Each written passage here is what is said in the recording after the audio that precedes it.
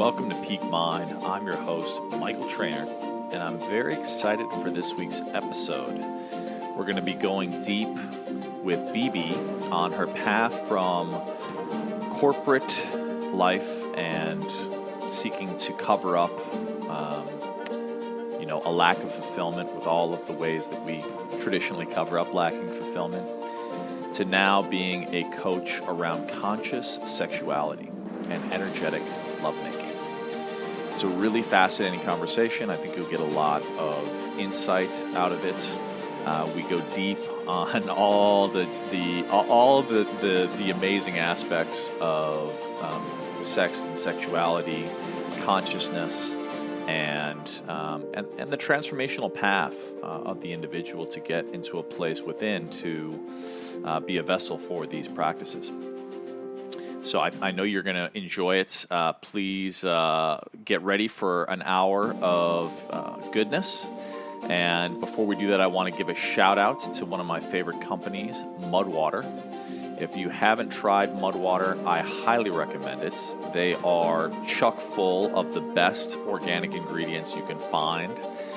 They only have 1/7 of the caffeine of coffee, but it gives you natural energy, focus, and all of that without sort of the jitters and crash associated with coffee and caffeine. It's got all natural cacao, masala chai, turmeric, sea salt, cinnamon, chaga, cordyceps, reishi, lion's mane, and that's it. Nothing else. Super amazing ingredients. A lot of adaptogenic mushrooms, and sort of turmeric, obviously anti-inflammatory, cacao.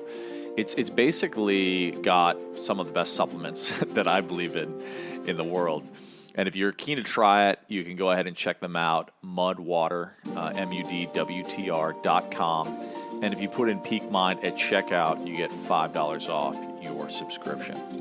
So I definitely recommend you check them out. It's one of my favorite products. And without further ado, it is my great pleasure to introduce Bibi. All right. I'm here with my good friend, Bibi, on the shore of an incredibly beautiful cenote here in your hometown of Tulum, Mexico. And it's a pleasure to be with you, Bibi. Likewise, especially in this nature setting. Yeah, it's beautiful that we created this way, because I've had an intention for some time that came from my trip as I drove 40 days through the west of the United States, through these incredible sacred waters of the glaciers of Montana. I was like, you know what? I want to do more conversations in nature. Yeah. Because then you're co-creating, the medicine of the space infuses itself into the conversation. Absolutely. Yes. So I wanted to start, we're going to talk about all the juicy things today, but I wanted to start with a bit about your transformation. Mm-hmm. So you didn't start as this epic Tantrini educator. You had a bit of a different history some 5-10 years ago, involving corporate America, a bit of a more conventional lifestyle. Can you take us back and just give a little context into sort of the lifestyle that you were living, and then we'll go into a bit more of how you're living today. Yeah, and I know this story resonates with many people, so I like to share it. Yes. And I grew up in Poland in communism, and my dream, something that my parents didn't have, was to be able to earn enough money to live a little bit of a better lifestyle and being able to travel freely. And what was appealing back then was finance, banking, all these kind of studies. So that's what I went after. And after graduating with 3 different masters in 3 different countries, I was a nerd. I started working in a corporate world. And back then, that was really a dream for my generation in Poland, to work for an international corporation, to travel the world. This is something our parents didn't have. I worked in sales, equity market, financial markets, and all over the world. Sydney, Geneva, New York, Mexico City, Brazil. And it's a typical story where I went after what all this lashy corporate lifestyle was promising, which was a great salary, which was fed bonuses, which was travel on a company expense. And I kind of got all that, and I cashed in on fed bonuses, and I did jet set around the world. But my heart was never really fulfilled, and I used to cover it up with all kind of distractions our society offers, right? Especially for 3 of those years I have spent in New York, and everything from shopping, compulsive traveling, and partying, and alcohol, and casual sex, just covering up the lack of fulfillment with all this pleasure in the moment that gives you an illusion of happiness, but doesn't last, sadly. And it all worked till one day it stopped working. And I think many people will, again, resonate with that. And I got to a point, okay, I know what I don't want. After 15 years of working in 9 to 5 or more like 7, of working in a big corporation where your role is so small that you just feel like you're a part of a big machine and you don't really contribute much. And just in a system that is not really aligned with your values. And I started to ask myself a question. Okay, I know what I don't want. I know where I don't want to be. But what is it that I'm really passionate about? What's my life purpose in this lifetime? And those questions are quite intimidating when you ask yourself for the first time. And that kind of led me into my first mini midlife crisis.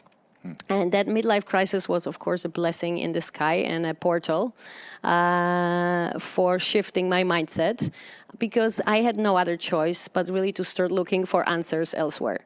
And then first Burning Man came. Some of the friends convinced me to do some plant medicines, and I quit my job, basically, and embarked on a personal growth journey that took me to different places, from Osho Ashram in India to landmark type of courses, to really doing all kind of medicinal plant ceremonies, dating a life coach. And this really opened me up to a different dimension and to seeing things from a different perspective. Yeah. And along on this journey was an event around conscious sexuality, where I for the first time tapped into the sexual energy. And once that switch got turned on, it basically remained turned on. And everything started shifting. And that's where I kind of started diving deeper into the topic of conscious sexuality. Beautiful. I feel like so many people can resonate because we're all, figuring this thing called life out. And I think we're conditioned, if you will, on a narrative that if you do this, you'll be happy, right? If only you do a certain thing, or if only you have a certain thing, whether it's the perfect partner or the Mercedes or the house, then finally you'll arrive at happiness, which we know is an illusion. And I feel like it's only from a place of who we're being that we then attract the aligned aspects of whether it be partnership or lifestyle sort of into our lives. And I feel like the distinction you drew there at the end, which I really want to go deep into, is I feel like, especially as it relates to sex and sexuality, which is now your specialty and expertise, there's this traditional notion. And for those listening, I've actually sat in Bibi's workshop, and it was beautiful. I was both reminded of things that I already knew, which was powerful, and also introduced to some new concepts. But one of the things that I love that you touched on, which is also something that's near and dear to me, is this notion of sort of Eastern perceptions as it relates to whether it be energetics, right? So the centrality of breath, but also I think in sexuality, life force, right? Like I think for those listening, maybe some have heard, like if you're an athlete, it's like, oh, don't have sex before a game, or there's different things where it's like, we know that there's some kind of corollary between our sexual energy and our performance, if you will. But I think more than performance, our purpose. Yeah. And I think what you're touching on here is the notion of how sexual energy can correlate with actually a deep sense of purpose. So could you go a little bit deeper on when you discovered, when you had this sort of discovery as it relates to sexual energy or life force, how that correlated into seeing sort of the world around you change based on who you were being. Yeah, and that's really interesting. One, basically, it is believed that sexual energy can be a portal to self-realization, right? And this is the energy that we can use to really expand our consciousness. And to me, this really felt this way. So when that energy goes up, and that's what happened when I first experienced this, it kind of, that Shakti, that feminine energy from your genital sacral chakra area goes up, and then unites with the masculine, with presence, with the consciousness, right? And then it kind of really makes your consciousness expand. And I just started to have, I started to see things from a different perspective, from a more, I always say once your consciousness expands, it really expands in every area of your life. It's not like you're going to now see things differently just in the topic of sexuality. You're going to start see things differently in nutrition, in sustainability, in the interactions that you have with people. And I really started to observe, okay, what is it that I'm doing? Why am I doing it? Is it nurturing me? Is it not nurturing me? Is it aligned with my values? Is it not aligned with my values? And just starting to see that additional dimension to every area of my life, and really starting to connect more to my intuition, to my gut feeling, and all this kind of less structured, less logical, less planned trajectory, but more really connecting with me, with my body, and that's where it starts to shift. What for those listening, and I know obviously, and we'll go deeper into this, but what were some of the practices? Because you talked about, for example, almost like drawing in the Kundalini energy, that notion of, I love the fact that you talked about starting to trust your intuition more. I feel like that's been a huge revelation in my life. And so adding in certain practices, and then also eliminating certain things, right? So you mentioned, and you and I have talked about this as friends, but alcohol. I think you've been off alcohol for more than 3 years now. Yeah, and I've been 4 years, and I've been off for now 14, 15 months. And that's just been a revelation. Right before we got together, I was with a friend here who had just woken up with a huge hangover from champagne. And I was thinking to myself as I was preparing, I was like, man, I'm so glad I haven't had a hangover in over a year. It's amazing. But I think the reason I bring that up is I feel like, so many people, for example, use alcohol in the context of as a social lubricant, for example, in dating, right? Absolutely. One of the things I've noticed is as I meet people, I'm so much more quick to tap into my intuition because I'm not dulling it with things like alcohol to see, is this the kind of person I would want to connect with or not? And I feel like so the elimination of certain aspects of things that didn't serve me, and then the cultivation of certain things that do, has been a revelation in my life. Can you share for those listening, are there any distinct either practices or sacrifices that you made that really helped you along your path? So for me, this whole journey really became about not being so much in my mind and in my head, but really connecting to my body, to the wisdom of my body, and becoming more and more sensitive. In our society, there's a lot of overstimulation, right? You can even go out here at night in Tulum. The music is so loud, you cannot even hear a conversation. There are now neons and lights, and everyone is having an alcohol, and that let's have a cigarette and take drugs on top of it. And it's like never enough. And there's this overstimulation we are bombarded with from every corner. Once you kind of start to tune into your body and you slowly become more sensitive, then you're really much more, you perceive much more what serves you and what doesn't, right? So for me, number one, it was drugs, alcohol, now a proper amount of sleep. So I'm really rested. So I really wanted to feel like my body is at 100%, right? I want to feel supernatural. I want to feel my best. And I want to feel my best all day. So also healthy food. I was always eating healthy, but this would take me to a whole another level, right? So really making sure that your body feels at its best, at its 100%. So all the things that were not serving me in this department, like late night partying or being out all night long, or even spending time with people that were kind of drowning me down or complaining or just having low frequency of the conversation, that would be also a part of that. Yeah. So I had to let go of a lot of that. Once I eliminated alcohol from my life and drugs, it turned out that a lot of connections were built on that. Were built on partying, were built on conversations where you were drunk. And when that social lubricant was out, I realized, okay, I might be not necessarily have so much in common with these people. And this is not really the environment that I am thriving at this point anymore. Some of this was actually very painful, and there was definitely, a lot of letting go in that department. So these are some of the things that I let go of. And again, becoming more and more attuned with your body, what would be the practices that will helping me? Meditation. I know it's simple and obvious, but really meditating every day. And once you really get in the flow and feel the benefits of meditation, walking out of the house without meditating in the morning, it kind of feels like walking out without the pants on. I like that. And then really having healthy morning rituals.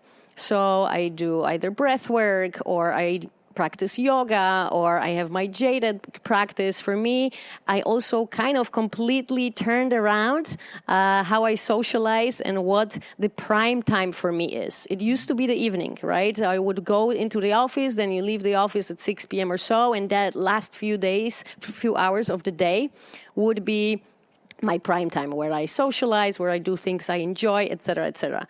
Once I shifted my lifestyle, I actually realized I am a very morning person, and morning to me is where I have most energy, where I thrive, when I'm most focused, where I'm most just, radiant, really. Yeah. So now the morning I wake up earlier and earlier. I wake up usually around 6 in the morning because I want to prolong that time, and that's where I have time for myself. It's not in the evening because especially here in Tulum, due to the weather, humidity, I'm pretty tired in the evening. So I turn things around. Morning is when I have time for myself. Morning is when I, let's say, often socialize. I like to invite people for breakfast. Right, so I like socializing during the day when there's no alcohol involved and when we are awake and fresh. And that's also where I often, between 6 and 11 a.m., this is the kind of me time, where I would also kind of think of the most important decisions in my life or do some creative process. So that was another shift that I made. Yeah. I love that. I feel like one of the things that and I think you draw this distinction beautifully.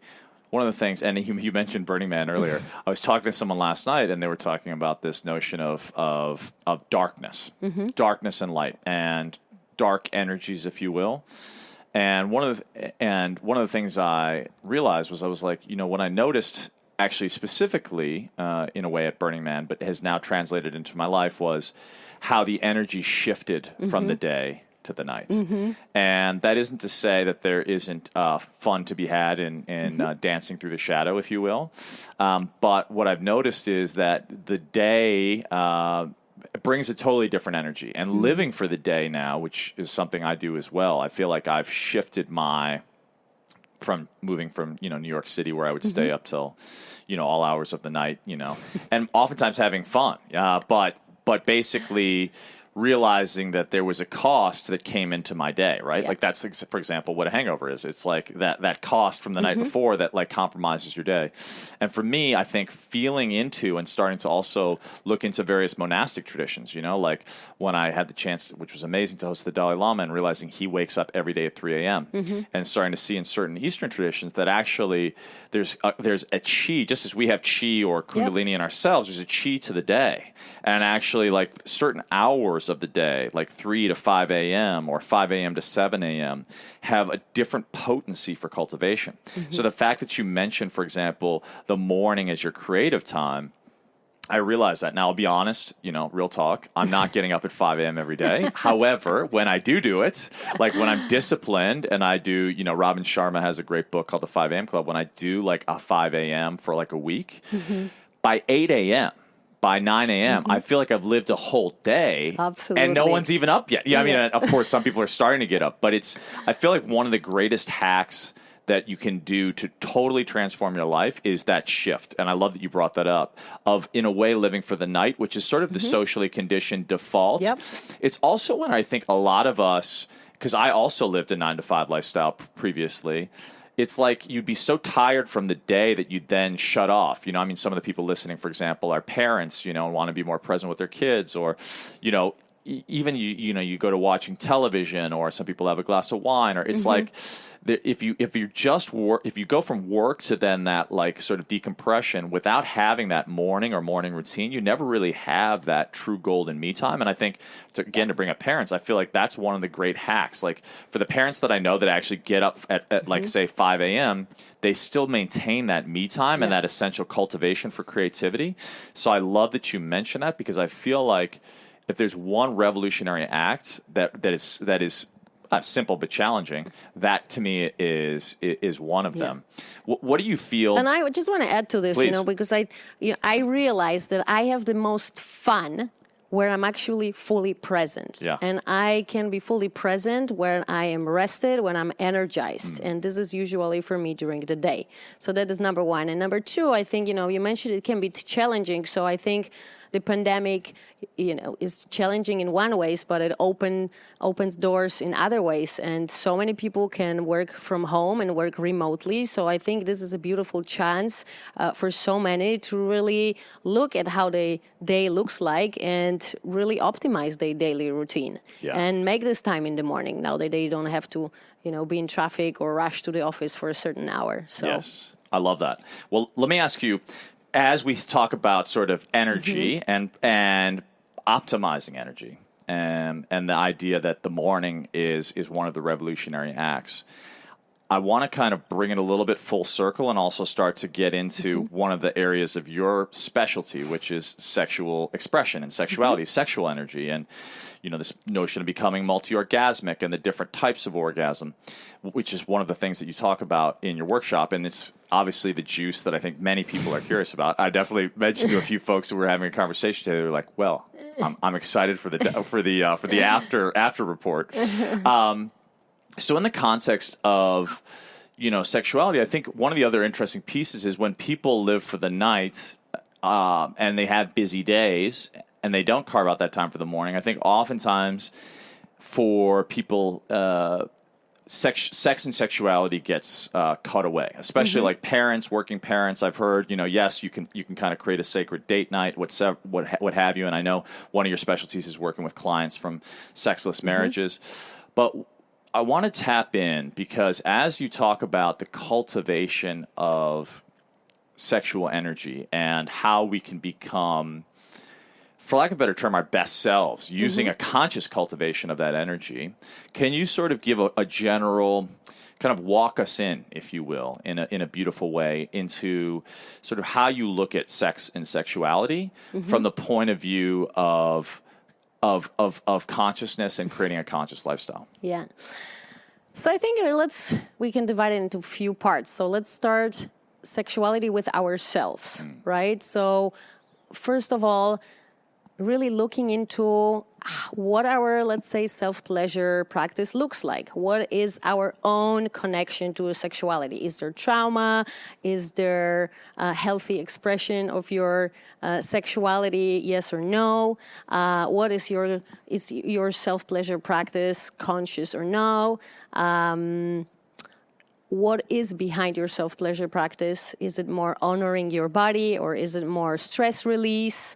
Let's say, are you also able to really start tapping into that sexual energy through a slower, more intentional, and I want to say more mindful, although the word mindful is tricky because it's really about being mindless.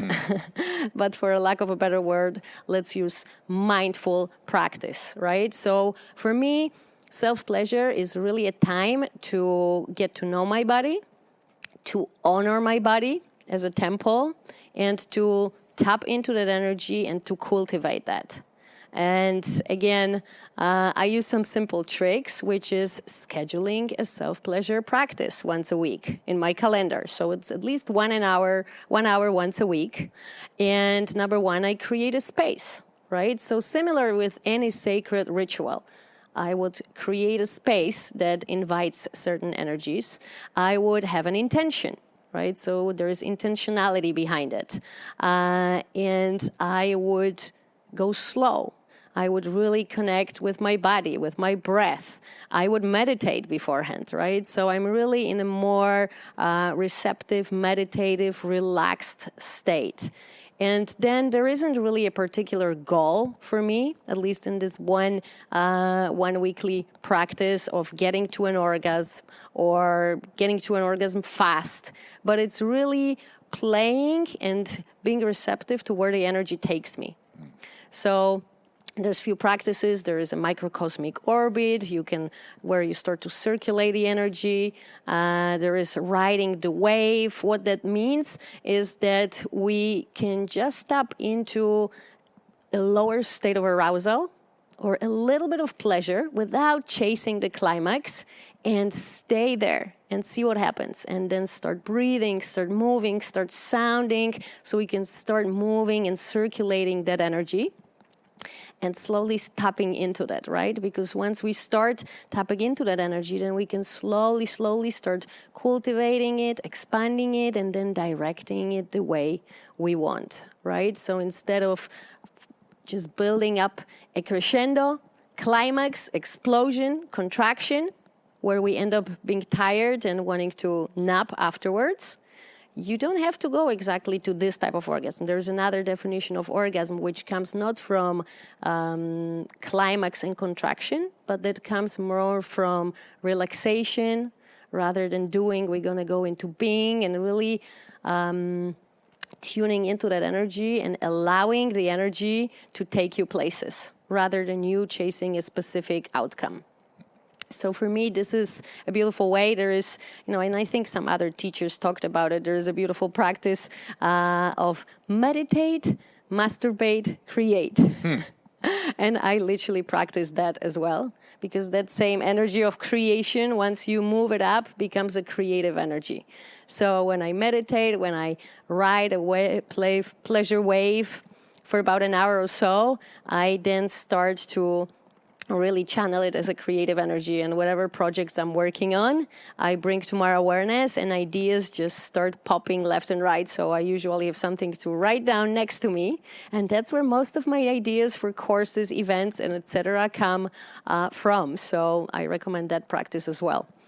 I love that. I feel like so many people are, as in many aspects of life, sort of begin to associate things transactionally and have that sort of, again, that end goal of like, when I have this, then. And it's, I think, oftentimes analogous to orgasm, right? It's like that's the only goal. And unfortunately, if someone's not conscientious, it's more of a self, in the context of a partnership, more about themselves than being of service or pleasure to their partner.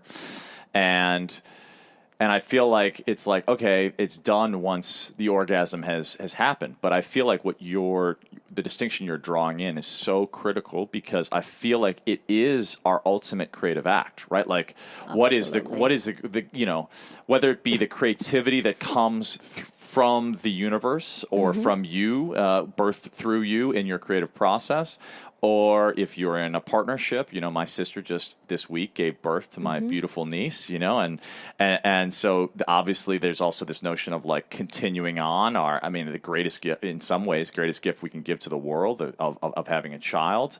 Like there's ways in which I feel like there's a sacredness to that sexuality and sexual essence.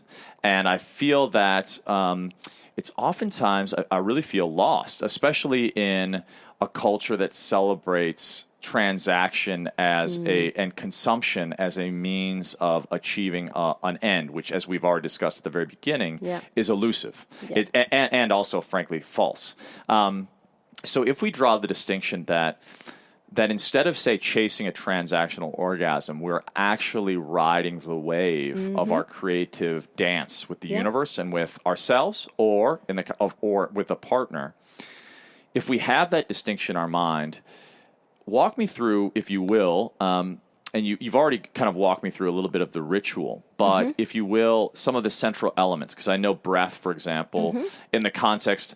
And maybe this is the distinction you said first with the self-pleasure, but as you go into partner, right? Like I, for example, find that I draw a distinction called being in the listening. And this transcends sexuality, but I think is also extraordinarily relevant to sexuality, because I feel like many men enter into an act as a performance, quote unquote, as opposed to a dance where they're being in the listening of their partner, right? What sounds are they making? How is their breath moving? How is their body moving, right? Like, what are the words behind the words? And so can you talk a little bit about the distinctions as someone looks to become a more conscious lover that they can use, or practices they can utilize to cultivate becoming, for lack of a better word, I don't want to use the word better, but becoming a more attuned vessel. Beautiful.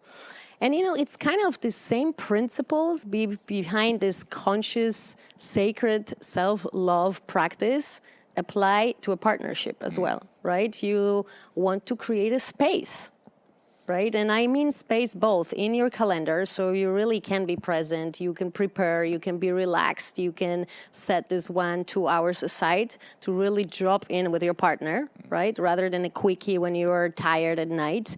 And also, I mean by that, creating a space physically, right? So really whatever brings you sensuality in the room, whatever brings sacredness, and it can be simple things like really the lighting, like your bed done, like candles, senses, and really music. You want to attune to all your senses, right? That's what sensuality is about.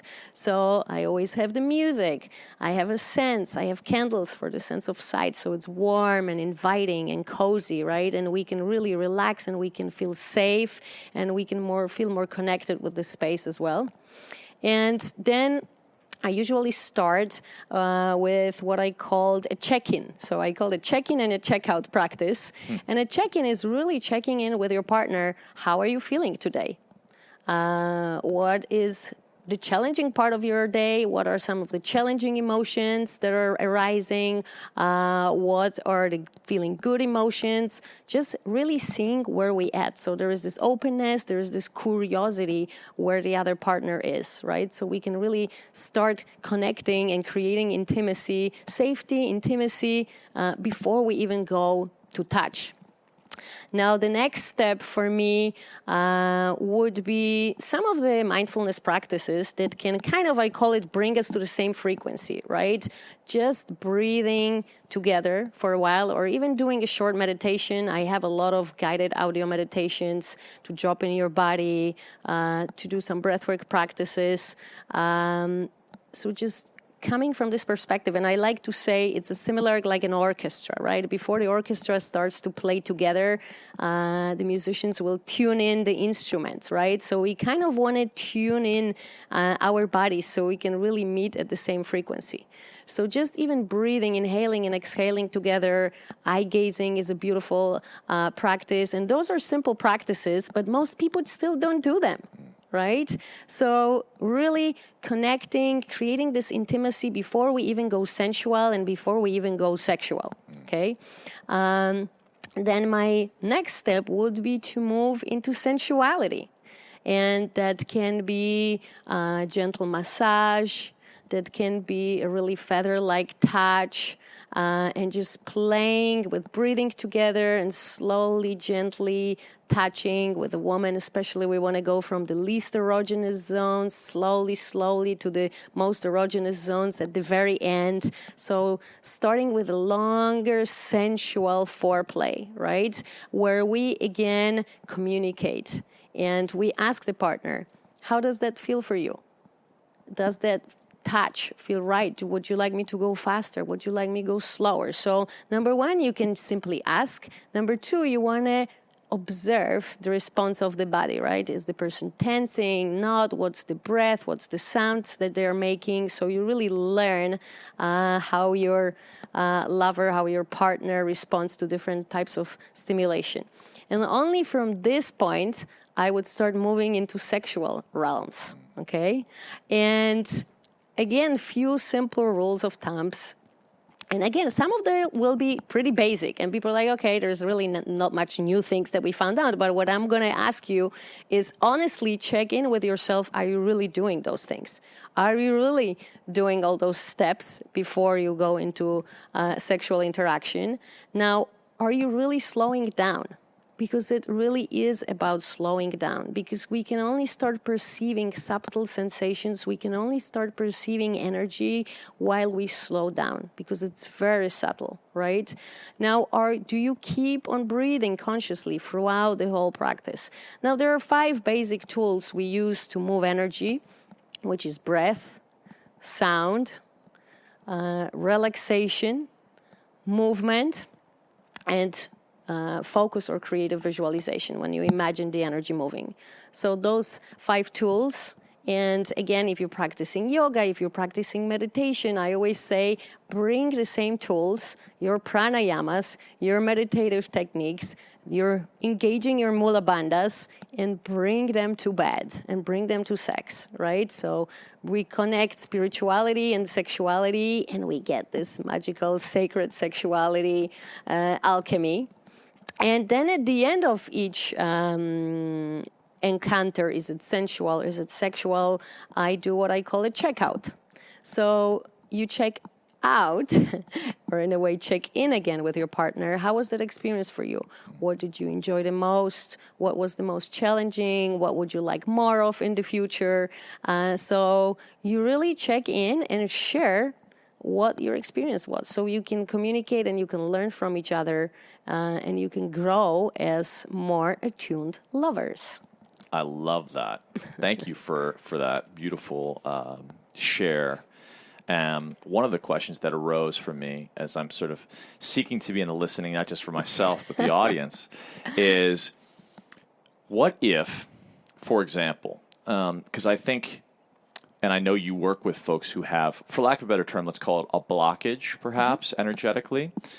But if you're with a lover who may not be as attuned or as open, or for example, as expressed, for example, perhaps they're not as comfortable being emotive or vocal in their pleasure, or they aren't as comfortable breathing. It's one thing, actually, frankly, I've noticed is people in general aren't deeply breathing, and there isn't oftentimes an awareness of breath. I feel like for men specifically, I feel like one of the greatest ways to control and be present and stay present is riding the breath. Yeah. And one of the things I've noticed is just a diversity. I'll put it like that. A diversity of where people are at as it relates to their comfort with expression. So if, for example, you encounter, say you're in a newer partnership. I love that checkout process, by the way, because I think especially if you're with a lover that you are in a continuous deepening context with, the depth at which you could proceed through that checkout process is profound. If, however, you're at the beginning of getting to know someone as a lover, and they perhaps don't have same comfort with their expressiveness, are there any ways in which, or tools that you feel enable a greater degree of comfort or expression, such that you can be more present to those five distinctions, if you will? I think I always say, I get this question a lot. Yeah. And to be honest, I want to just take a little step back, because I noticed one thing. Once I have changed the way I socialize, and number one is I stopped drinking, stopped taking drugs, and I don't really go out that late at night, but I interact and meet people more during the day. Yeah. In the first place, I started to attract different type of lovers. Yes. So I think we need to take this step back, because it really starts from there. And to be honest, the last 5 men that I was on dates with, they were all somehow already either exploring this topic or really curious about the topic, and they were super open for that. So I think we start already there, right? Where do you meet? What is the context that you're meeting this type of partners? Yeah. Right. So that's the number one step. Number two, I bring it pretty early in the conversation. Mm-hmm. Are you willing to be forthright? Because you shared with me like how you actually approach, say, if you're interested in a man. Yeah, it is actually interesting because that happened last night. So yes, when I, let's say, really feel connected to a man and it's going the direction that it looks like we're willing to explore more. I make it pretty clear and say, hey, I would love to get to know you better. I would love to connect. And my main intention is to really create intimacy, maybe become sensual. And let's say for tonight, I'm not necessarily want to go in the sexual realm, but I really want to connect, get intimate, and get sensual and get to know you better. This is where I'm at. Would you be open? Are you interested? So that really sets the ground. And I don't think I ever had a man say no. It's not that I'm like inviting men every day, okay? Of course. It happens when I really feel a very special connection. But I think when you set the intention right, yes. The partners, the dates will kind of, it's going to change their expectations and the way they're going to interact with you. Yeah. Another step, for me, it's always an invitation. So let's say if I encounter a person who is new to the topic and wants to learn more, I like to say at the beginning, I want to introduce the third party that will do the job for me. Instead of me teaching them straight away, because I feel like this can, especially with men, create a little bit of a disbalance. Sure. And me being the teacher and him being the student, and I not necessarily want to go straight into this type of a dynamic. So I would give them a book. I definitely have a few, at least 10 at my house of the Tantric Sex for Men, Making Love and Meditation. So I would either give them a book or I would recommend some other resources.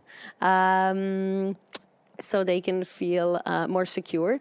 Then another thing is really communicating and guiding. So I don't really believe in finding that the perfect lover is going to fall from the sky. Because let's be honest, each of us likes something else, and there's so many different preferences. So what does it even mean to be a great lover, right? It means more to be able to read other person's body and response. So I'm going to help my luck. And I am going to create and inspire that new lover to be my best lover. So really communicating what I enjoy the most. And I always say it's a very gentle communication and it's a positive reinforcement. So instead of, I don't like that, this is too fast, this is not for me, I will focus on everything that works. So I really enjoy that, but how about a little slower? Or I like this breast massage, but how about we go a little bit further out from the nipples first? So that, and then really when things work, when I'm enjoying it, make sure I communicate that either through sounds or even saying out, wow, that feels really great. I would love you to continue touching me this way. And we can always go step by step. So you can start with just connecting few dates. You don't have to go sexual on a first date. So again, first I would love to have a conversation that I feel really connected to. Then secondly, we can go a little bit more intimate, maybe sensual, and maybe just throw a guided meditation that we do together and then talk about how we feel afterwards. And then building it up and making the other partner feel a little bit more comfortable, so it's step by step, not throwing them straight into it. Mm-hmm. I love that. They say communication is lubrication. And I think especially the brain is the greatest sexual organ, if you will, because it's the entry point to feeling that safety, that intimacy, and frankly, that the basis that's necessary, I think, for true arousal and the dance, the journey to really begin. I think from the point of view of a man, I think oftentimes society shares with us this, I think it's actually almost a false notion of sex and sexuality as somehow, I think there's an archaic notion of like what it means to be a man. And what's interesting is I think what men deeply yearn for is actually to be seen and for that intimacy, and they just don't necessarily have the tools to, at times the awareness to really know that. And that isn't to say that, people aren't interested in having incredible sex, but I think incredible sex is not devoid of intimacy, right? Absolutely. So Absolutely. That's the piece I think that that I love that you mentioned, that there's the various practices that one can utilize to become to almost set up the context of foreplay, not even as we perceive foreplay, yes, but the arousal that comes in setting the. And I actually think that's one of the greatest tools that I've discovered is that notion of the conscious tease, if you will, right? Drawing that tension, right? Yes, like it's like absolutely, like a build up. Yes, and it's slow and it's sexy, and it just goes more juicier and juicier. Yes. So you really, when it comes, it's like you're fully in. Exactly. So yes, absolutely. Yeah. Conscious build up is the my build thing. up, the withdrawal. It's like it's like that dance, right? It's like a this great dance. salsa dance, Romance right? It's also, like I always feel we kind of lost really the part of the romance. You know, it's just swipe. Let's go straight to the point. Where's the romance?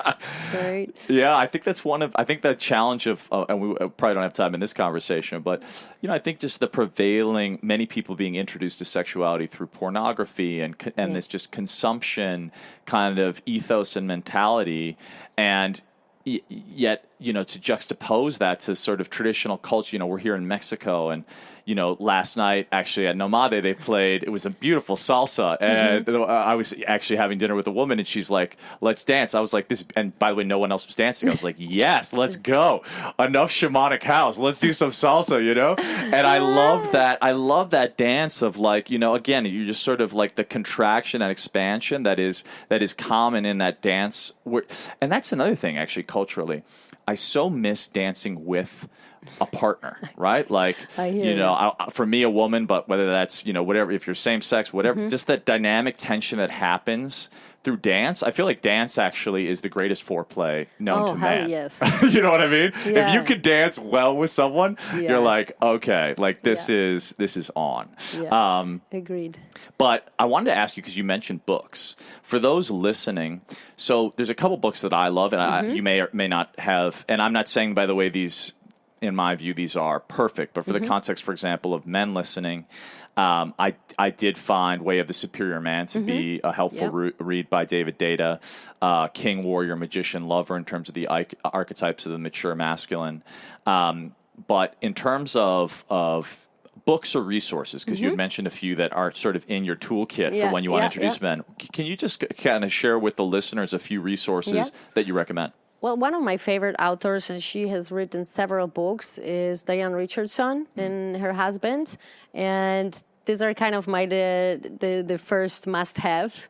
And 4 favorites are Tantric Orgasm for Women, Tantric Sex for Men, Making Love and Meditation, The Heart of Tantric Sex with a little bit more of practices, and the 4th one is Slow Sex. That's all by Diane Richardson. I find them really easy, practical, and great entry point. Another one, and this one is mainly for women, although there's few inserts for men, but it's called The Anatomy of Woman's Arousal by Sherry Winston. What I love about this book that it combines anatomy with tantra and conscious sexuality, so a little bit more esoteric, but also anatomy, so 2 things in one. I think these are the good one to start with.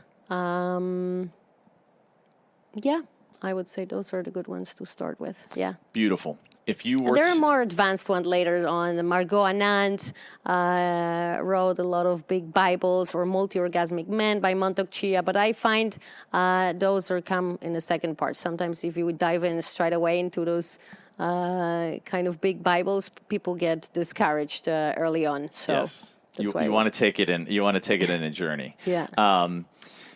So if I were to, first of all, thank you for the incredible insights you've shared. And obviously I want to talk a little bit about some of what you're creating. But if I were to sort of distill down, and I know this is in some ways a flawed question because it's attempting to take something vast and profound and make it something sort of tangible and bite-sized. But if you were to distill down some of the tenets to being an incredible lover, what are some of, like, if there was a manifesto or some core tenets, or even, if you will, core awarenesses or practices? You can go any direction you want. But if I were to say to you, what does it mean to you, Bibi, for someone to be unattuned? Maybe attuned is a better word than incredible because it's less judgmental. Unattuned lover. Yeah. What would those be? So what qualities would that lover have, right? I would say, number one, open and curious. So for me, that's the key, because it's not really about what you do and certain techniques. It's all about how you do it.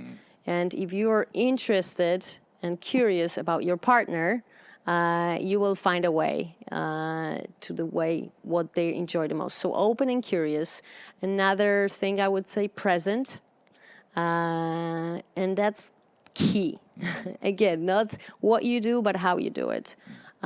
It can be a simple breast massage, or it can be even kissing, but when the partner is fully present, then it just takes every simple practice or stimulation to a whole another level. I would say slow, slow and gentle for me. What else? Interested genuinely in the other partner, right? Although this can go tricky because I hear so many men, for example, saying, oh, I really care about my partner and I always let her come first before I come myself. But what's the tricky part to it is that you are exactly pressuring your partner to come and orgasm. And then so many women share with me that they sometimes fake it because they know they're not going to orgasm and they just know that the man will be waiting for them to orgasm. So being curious and genuinely care about the partner, I'd say this would be the most important qualities, if that's what you meant. Yes, it is. Beautifully said. I'd be remiss if I didn't ask this question. And this may be the teaser to draw people into the episode, but if you were to articulate the qualities of being either multi-orgasmic and you draw this distinction in your workshop, if you care to share here, the distinction between different types of orgasm, I think people would find that fascinating. Being multi-orgasmic and or deepening, and again, I don't want to draw too much attention to that being the end goal. However, orgasms are amazing. And in the context of both deepening an orgasm, prolonging an orgasm, creating mutual orgasms, there's such, I think, wisdom and possibility. Are there any insights you can share around how people can explore becoming multi-orgasmic and or deepening and creating more potent or prolonged orgasms? So I would say, number one, practice breath work and have some kind of an energy practices like Qigong, Tai Chi, Kundalini Yoga. Those are definitely really helpful. Or some practices of cultivating your vitality and also a regular breathwork practice. Now, I would definitely say a longer foreplay. So going a little bit more into the sex itself. A longer foreplay, number one. Number two, really starting to tune in what the level of arousal you are experiencing at the moment. So we can definitely be in a lower arousal level, medium arousal level, and high arousal level, right? So it's not just, So I like to simplify it, and let's say you can start observing where you are from 1 to 10. 1 not being aroused at all, 10 having an orgasm, right? So you can do that either when you're self-pleasuring or when you're with your partner. You can do it for yourself. You can ask your partner, hey, where are you at? So instead of chasing the 10, chasing the explosion, the climax, slowly get to the realms of a 7 and 8 and pause and really focus on some of those tools, which is number 1, breath. So really start deepening your breath, longer inhale, slower exhale. I would say breath is my number 1 tool. So this will allow you to relax. This will allow you to move this energy and circulate it all over your body instead of just pushing it to the genitals area. You can add sounding, a bit of movement, imagining that energy moving, and what I call start to really riding the wave, right? So you go higher on your arousal level, and then you relax and slow down and cool things off again.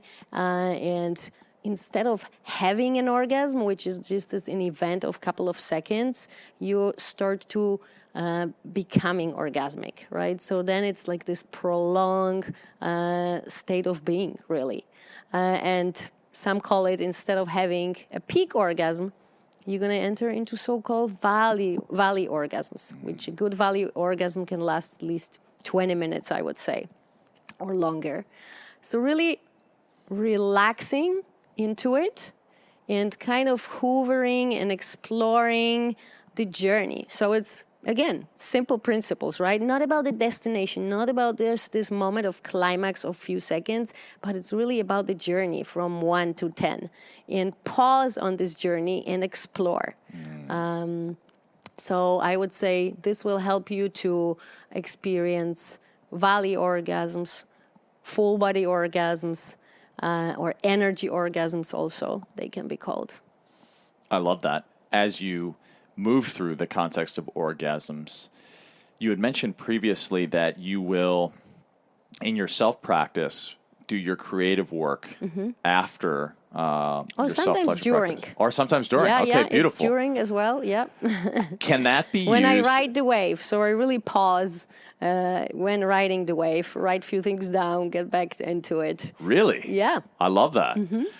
Can that be utilized, like, is drawing the distinction between, which you made earlier, an orgasm being sort of a great, and I think there is a beautiful aspect to that, right? Like, if you are with a connected partner, the degree to which you sort of enter into a sense of balance or your rested nature, right? I think both in the context of the feminine and the masculine, where oftentimes, no matter which is your archetype, so I'm not saying that's necessarily your gender-based, but in terms of the archetype, most of us are oftentimes in our active element and expression. I think including in sexuality, but I think one of the beautiful aspects is sharing time post, where you've had ideally a very conscious mutual exploration, ideally a very honest communication, right? Because I think sex and sexuality can be that in its highest form. And then actually being, which I think is so rare in this day and age, in your rested natures together, you know, like to hold someone post, Absolutely. Ideally mutual, multiple wave riding, you know, dance, orgasms, to hold someone in that space and to be open and to feel seen and to see another person, I feel like is such a beautiful gift, such a beautiful offering. And it's very rare that we actually get to be in that, I would call it, rested aspect of our nature. And I would always say, even after you climax, stay there, because after every peak, there is a valley again. So just even stay inside of your partner, stay together, stay being present, breathing together, and you can potentially start hopping on another, wave. You can keep surfing, so to speak. Exactly. But if you want to, and maybe this is an interesting, so if you were to draw the distinction between choosing to, at the end of that wave, be more energized or more rested, and I don't know if there is necessarily, you know, like a practical distinction, but I think many people want to be in their rested state, but also be super alert and aware. And I've noticed in certain sexual expressions that there's that perfect, if you will, almost flow state. And I'm not talking about in the performative aspect, but actually like I'm actually in like deep rested, but my creativity is just like, woof, like you're sharing, right? Yeah. Like I can just like, I'm having ideas, I'm having downloads, I'm in flow. Is there any sort of corollary for those listening that you feel, I mean, you've mentioned already the practices, but to where you can ideally enter into that place of being both rested, but also be in the dance of being kind of expressed? So I guess, you can play with different types of breaths, right? So let's start with that. Because if you're going to breathe in mostly through the nose, it's going to be more relaxing and calming. Yeah. If you want to be a little bit more energized, then you're going to be breathing through your mouth, right? So let's say if I make love late at night, I would rather breathe through the nose so I can easily fall asleep after. If I have sex in the morning or during the day, I would mostly breathe through my mouth. So then it keeps me energized for next few hours to go. Now, another way, and I experiment that with my lovers a lot, is I like to, let's say, if I have a long distance rover and we meet just for a weekend or few days, I like to not to climax for few days and just ride the wave without climaxing, and we postpone the climax till the very last day. And this kind of leaves us in this juicy kind of, turn on, switched on mode for the entire time. And we kind of want to eat each other alive for a few days. So I would experiment with that as well. What else? I think also just shifting the idea that sex needs to be hot and fiery. It's a little bit what we see on pornography, right? We build up so much excitement. We're always like around a 9, and it needs to be hot, fiery, and there's a lot of lust. There is another way you can really experience sexuality, which is more this lower states of arousal, where you are aroused, where you're riding the wave, but you're still more present. Right? It's not so hot and fiery. So the fire is smaller, but you can maintain it for a longer time and you can be a little bit more present. So really playing with those lower realms of arousal. So beautifully shared. Thank you. I think for anyone listening, this has been obviously an incredibly juicy conversation. I love it. You, I know, have a variety of ways that if people are intrigued, they can go deeper, inclusive of which you've just launched a new course. Where can people find you and your work for those who are interested in learning more and actually, delving deeper on a journey with you? Yeah. And it's just been so beautiful, I must say, and share that recently, this pandemic, again, has been challenging in many ways, but it opened doors to explore new things. And so many couples, so many people in general are so much more open and eager to learn. So this is so beautiful to see. One of the reasons I wanted to reach more people, and I started my online course for women, and it's really such an honor to support women from all over the world being in lockdowns and being able to really tap into something that is theirs. And I always say no financial crisis, no lockdown, no pandemic can take your own body wisdom away from you, right? Your own source of energy, your own source of pleasure. So we can always tap into it. So anyway, I offer different things, and I guess, social media, the classic social media, Planet Bibi, because my difficult Polish name forced me to be creative. So that's why it's Planet Bibi. And then my website, which again, I had to be creative. So you can either type my surname or, which is difficult, so I'm not going to mention it here, or you can put energeticlovemaking.com. This is how I call my practice, energetic lovemaking. And all the information is there. So from courses for women, I work a lot with couples, either sexless marriages, which is actually really common in our society. So for all those of you who are listening and you're in that situation, please reach out. Nothing is wrong with you.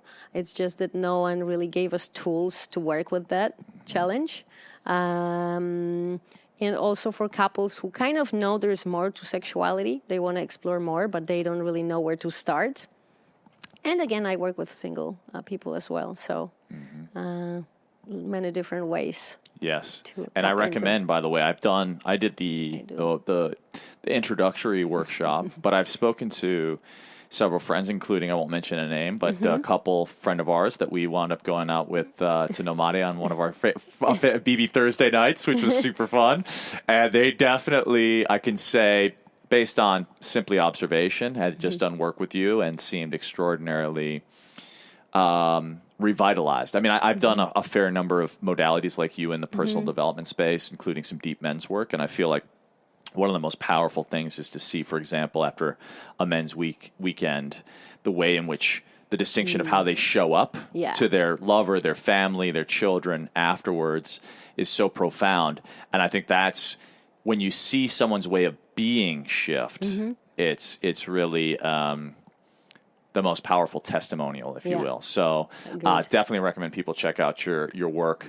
The one thing that came up actually as we were talking that I just wanted to touch on before we close, I think what's interesting also is, I want to honor and acknowledge you. We've become good friends while I've been down here, but I'm obviously deeply interested in this topic, but I've had resistance to sharing about sex and sexuality because I think there's so much triggering right now in our kind of cultural milieu, and I think as a man, for example, just wanting to, and I don't want to, as a conscious man, obviously wanting to approach things in a way that's intentional, consensual, all of those things. But one of the interesting things is I feel like we're in such a unique dance now because without going into great detail, obviously we're moving in a way from from a long time of culturally sort of patriarchal context into a rise of and beautifully so, of the feminine. As we're here, I'm looking out on a beautiful cenote, and to me, nature is my church, and to me, it's an embodiment of that divine feminine, as are many of the women in my life.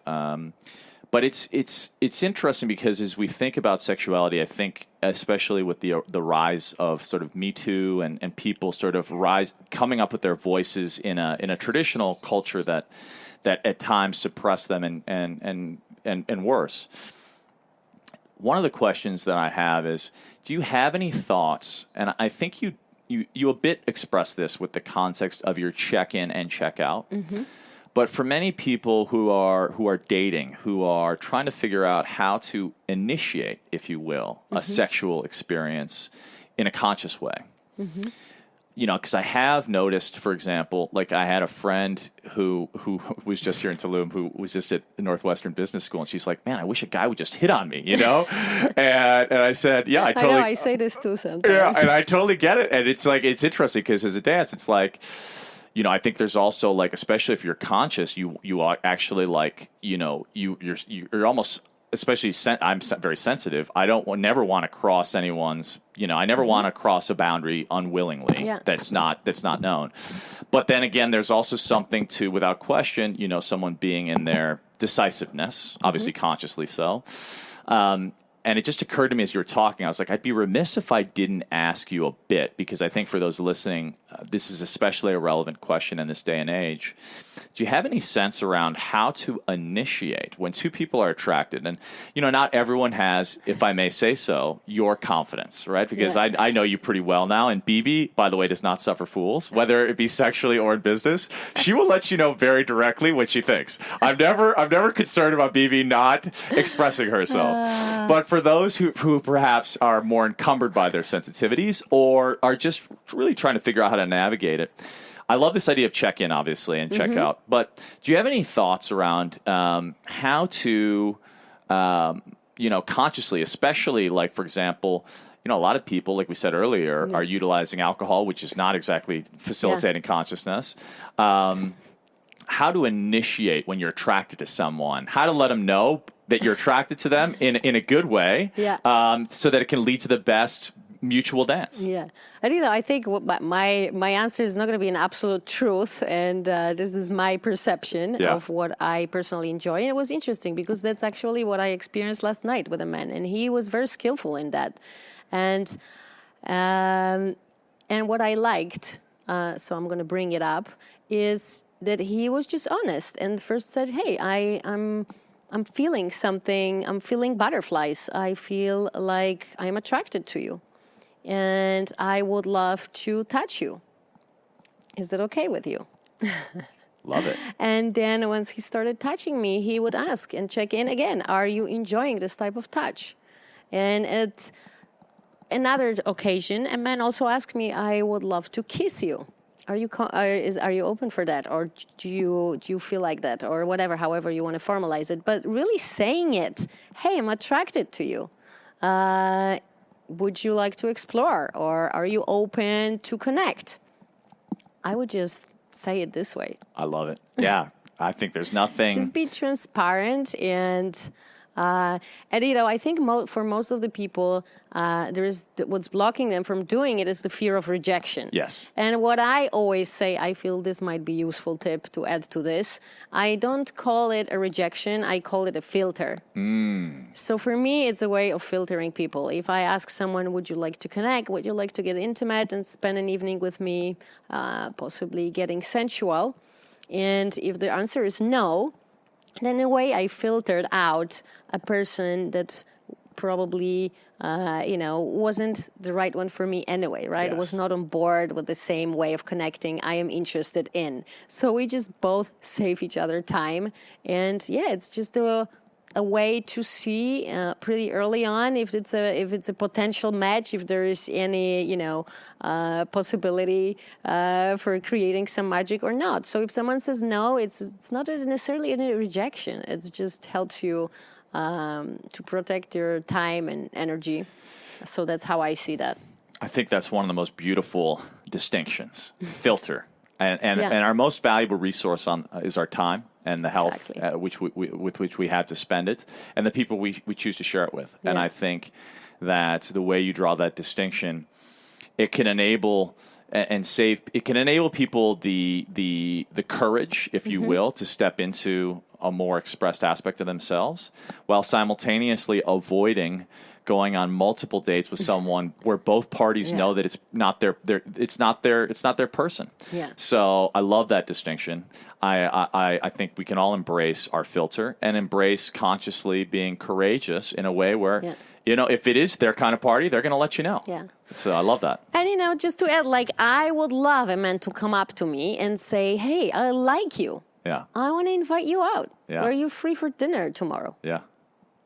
100%. Just be direct and just take the initiative. And then if it's a yes, choose a restaurant, choose a place, and hey, you're mine tonight. I'm picking you up at 9, and just organize it. Yep. Take the leadership, take the initiative, and the direction, and that's to me really sexy. And at the same time, you ask a question and full of respect. So it's super powerful. I just did this in my last dating context. I said, look, I'm interested in you. So zero pressure. I have no expectation, but just to be clear, my intention without expectation is beyond friendship. Is that something you're aligned with? And if not, by the way, that's totally okay. Michael. And man, it's such a time. And that's the beauty is it's so beautiful when you're just direct. And I agree. It's such a beautiful filter. So, man, we could talk for hours, but I want to respect your time, guys. Everyone listening, check out Bibi. She's a wonderful friend. She's got a lot of resources, and I just think this is such a beautiful topic that is oftentimes not dealt with as consciously as it could be. So thank you, Bibi. I want to acknowledge you for the work that you do in the world, for helping people to reconnect with themselves, to reconnect with their partners, to be more embodied and sexually expressed humans. And I think it's such powerful and valuable work because I think we are all we're all, we're all connected, as we know, as we can see now in the context of this wild pandemic that we're currently in. But I think, at least as I understand it, there were times pre-patriarchy where there was a more, and let me not project, but at least as I understand it, a different notion of sexuality and sexual expression, and I think a lot of times, unfortunately, in this day and age, it's been woven in with shame and trauma and various challenges. So I think for those who are, in the dance with a healing and healthy sexual expression, you are helping them dance well. So thank you very much, Bibi. Thank you. My pleasure. Literally. Until next time, my friends. Thank you so much check for out Bibi, and having we'll me. talk soon. Yeah. Pleasure. And there you have it. I hope you enjoyed this incredibly rich conversation. If you did, and you know of a friend that you think would benefit from the episode, please go ahead and send it their way. If you think that there's some content that might be transformational, that there may be some content that could open someone up to a new possibility in their life, send it to a friend. As always, if it was meaningful, I would absolutely love a rating and review on iTunes. And as always, you are welcome to submit feedback, submit questions. Just hit me up on social at Michael Trainer on Instagram. And let us know your favorite part of the conversation. What really resonated for you? What are parts of the topic you'd love to go deeper on? And with that, it's my great pleasure to really just thank you for being a part of this community. Thank you for listening. Thank you for giving your time. I do not take it for granted. And it's my commitment to continue to bring you really rich and nourishing conversations. So without that, please go out there and live your inspired life.